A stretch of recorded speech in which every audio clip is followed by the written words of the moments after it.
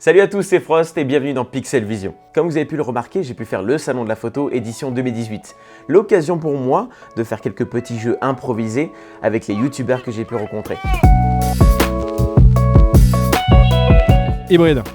Hybride, quelle question. Il n'y a que l'hybride qui existe maintenant. Non, mais je pense que l'hybride est l'avenir. Réflexe parce que habitude d'utilisation. Hybride tout simplement parce que c'est plus compact et que je cherche un poids réduit et un encombrement réduit pour voyager et que les technologies proposées sur les hybrides aujourd'hui en termes d'options surpassent ce qui est proposé aujourd'hui sur les réflexes et voilà tout simplement. Numérique.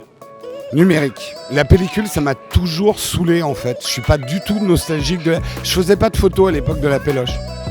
Numérique, parce que la pellicule c'est super intéressant sincèrement, mais faut arrêter à un moment donné. Numérique parce qu'il faut savoir vivre avec son temps, mais je suis un grand fan d'argentique, je pratique l'argentique et je développais mes pellicules moi-même et j'adore ça, mais numérique parce que c'est quand même plus pratique aujourd'hui. APS-C. Full frame quand c'est possible et que c'est pas trop cher. Full frame. Pas besoin d'expliquer.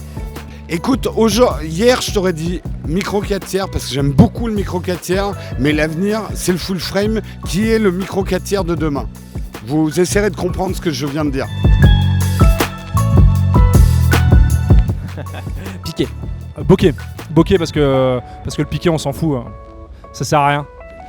Pour moi le piqué est plus important que le bokeh aujourd'hui, là où j'en suis en photo aujourd'hui. Oh putain, piqué ou bokeh, oh putain, bokeh et on rajoute de la clarity dégueulasse en post-traitement. Main levée. Main levée, run and gun, toujours. Main levée si tu veux. Du moment que ça trempe, faut que ça soit organique. Main levée parce que j'aime bien ne pas être bloqué à un endroit donné quand je fais des prises de vue photo ou vidéo. J'aime bien me déplacer dans mon environnement, pouvoir bouger. Pour moi, c'est un terrain de jeu quand je fais de l'AREA et un trépied pour moi ça me bloque de trop. Par contre, le trépied est très pratique dans certaines conditions, mais dans 99% des cas, le besoin que j'ai est à main levée et je préfère ça. Je suis un des rares à dire que les photos en auto, ça peut être intéressant. En vidéo, par contre, l'autofocus, c'est toujours un traître, même chez Canon.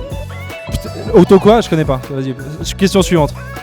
Focus manuel, quel genre de bachibouzouk sont en focus automatique?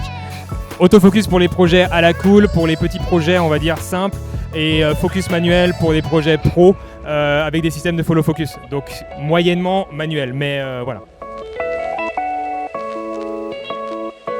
C'est qui Harry? Un ami qui veut vous du bien? Red. Plutôt Harry. Caméra... Allez, on va dire Harry, parce que je rêve d'utiliser une Harry, j'en ai jamais utilisé, et juste parce que j'ai envie de me faire un kiff et de me faire un projet avec une Harry. Voilà, juste pour ça. Panasonic. Fuji. Oh là là, celui qu'on n'attendait pas. Non, Fuji, j'adore Fuji. Sony aussi, parce qu'ils sont à côté. Et... Non, Fuji. Écoute, j'utilise actuellement des boîtiers Panasonic avec des objectifs Olympus, donc je peux te dire les deux. Je vais dire Olympus, parce que j'ai envie de croire en eux et qu'ils font des jolis boîtiers, et que j'étais un peu déçu des GH5, mais voilà, c'est juste pour ça.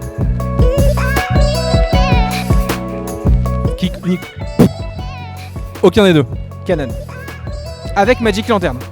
Canon pour des raisons historiques. De mon histoire.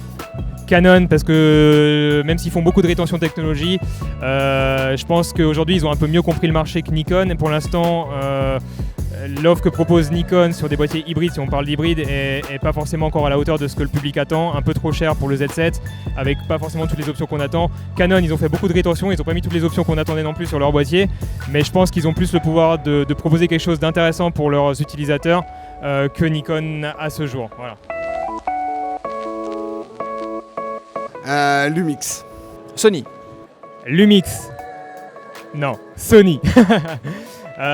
Sony, est-ce qu'il faut expliquer pourquoi? Je trouve qu'ils sont à fond dans l'offre en termes de nouvelles technologies.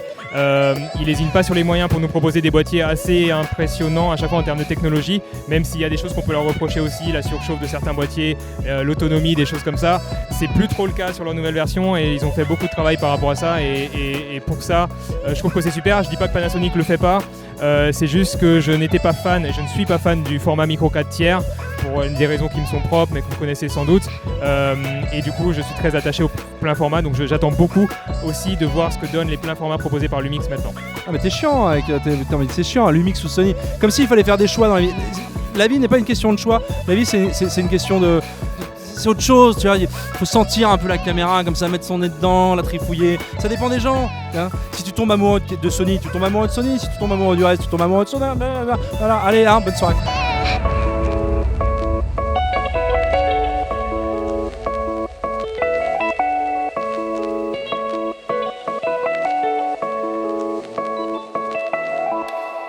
Abonnez-vous à Pixel Vision.